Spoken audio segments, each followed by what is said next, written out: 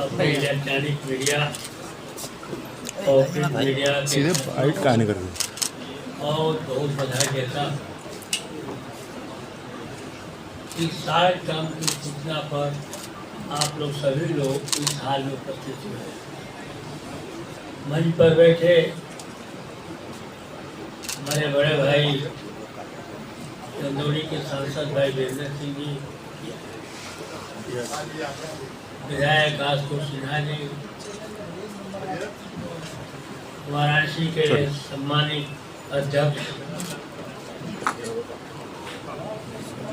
सुजीत यादव, लक्कड़ पहलवान जी, गाजीपुर के गोपाल यादव जी, चंदौली के सत्यनारायण राजभर जी और आज के इस प्रेस वार्ता में आए हुए चंदौली वाराणसी के सभी सम्मानित नेतागण। आज पत्रकार साथियों, कार्यक्रम ये नया नहीं हो रहा है। कार्यक्रम तो बहुत पहले से होता था, स्वर्गीय दिनेश्वर मिश्रा जी के जन्म करने के लिए भाई। यह कार्यक्रम पहले दिल्ली में हुआ करता था और जब जीवित थे तो भी उनके न रहने के बाद। लेकिन इस बार का कार्यक्रम जो है राज्य अध्यक्ष अखिलेश यादव जी के आदेश पर यह कार्यक्रम लखनऊ में रखा गया है।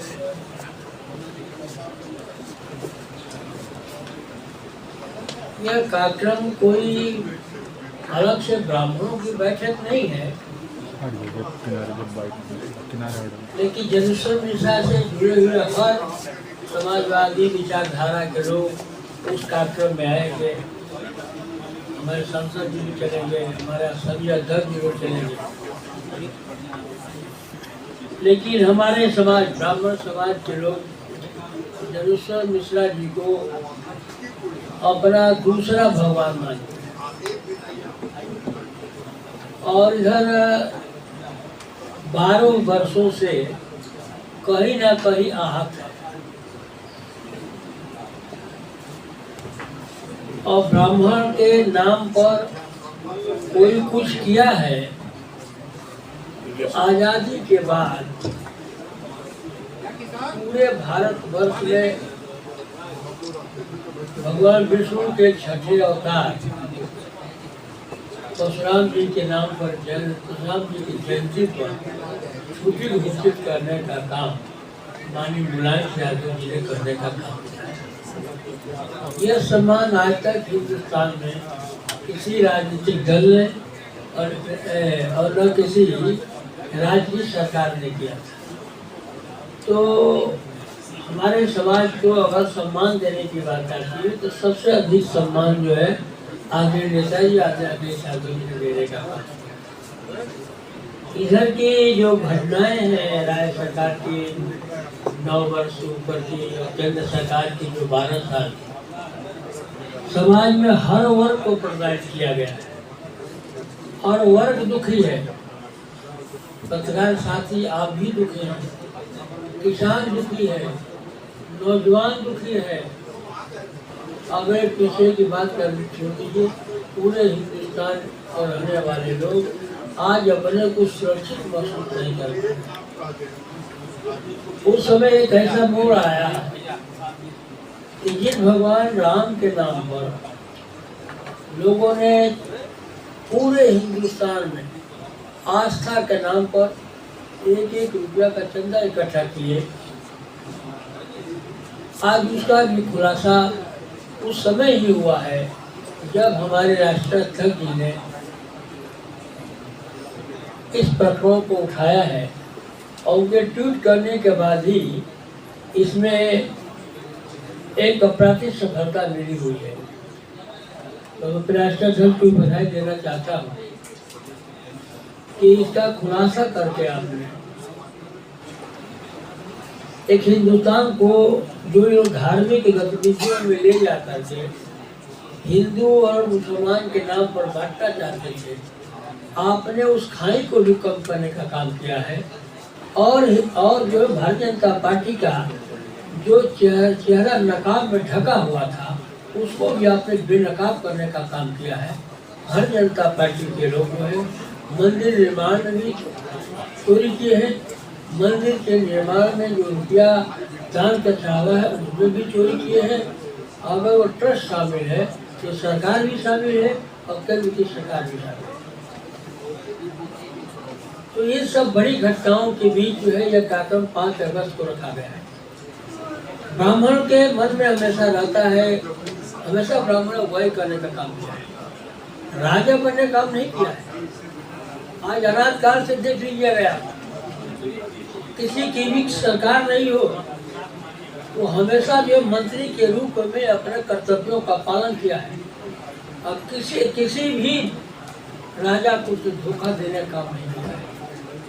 आज यह विशेषकर ब्राह्मण समाज की जिम्मेदारी बन गई है कि समाज को सही दिशा में ले जाने के लिए वो इसकी अगुवाई करे।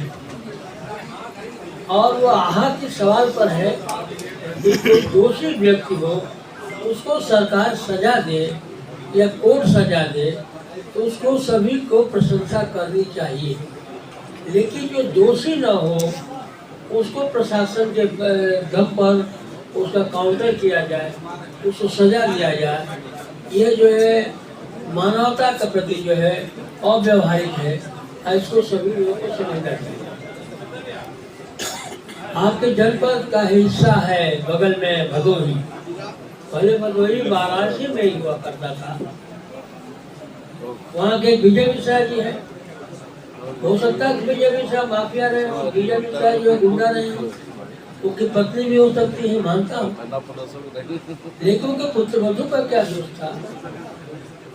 उनका बेटा जो बाहर से पढ़ करके आता है और पुलिस अरेस्ट करके जेल में डाल देती है, उसका क्या दोष था? क्या उसका यही दोष था कि विजय मिश्रा का लड़का है? क्या यही दोष था किसी ब्राह्मण के पर घर पैदा हुआ है और वह गलती करने के बाद उस जेल के सड़कों में डाल दिया गया? उसी दूसरे प्रकरण में क्या होता है? कैसे गाड़ी पलट जाती है, कैसे उसकी हत्या होती है,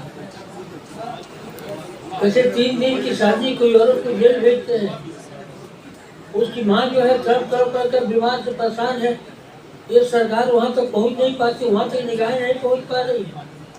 तो उसकी विलायत की जिम्मेदारी किसी ने उठाने काम किया, उसका नाम आदित्य अखिलेश यादव जी है।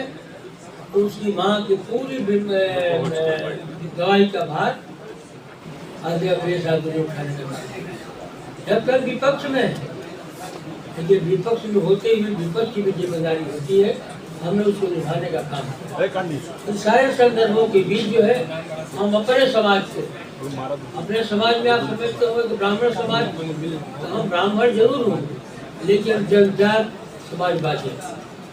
समाजवाद में जितने भी पिछड़े लोग हैं, जितने भी गरीब हैं, जितने लोग जो है सताए जा रहे हैं, उस सब की आवाज़ समाजवादी पार्टी है। उसकी आवाज़ को आगे बढ़ाने के लिए हमने किस संकल्प किया है? इस प्रदेश में जो है ब्राह्मण समाज जो दूरिया बना लिया है, वो तुलना कर ले कि समाजवादी पार्टी की सरकार बढ़िया थी, भारतीय जनता पार्टी की सरकार बढ़िया है। इसको जो है अपने घरों में गाँव में बैठकर तुलना करे।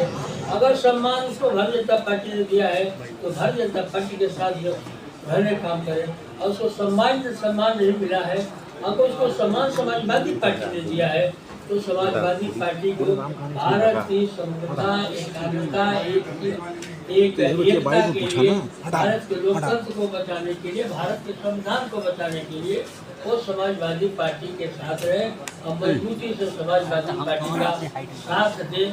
और इतिहास को भी याद करें कि जब देश गुलाम था, तो अगर गुलामी के खिलाफ, अंग्रेजों के खिलाफ किसी ने भी कोई अपना पहला कदम उठाया था, उसका नाम मंगल पांडे था। और मंगल पांडे भी बलिया की धरती से थे, जो अंग्रेजों के सामने खड़ा हुए अपने प्राणों की आहुति देने का काम किया।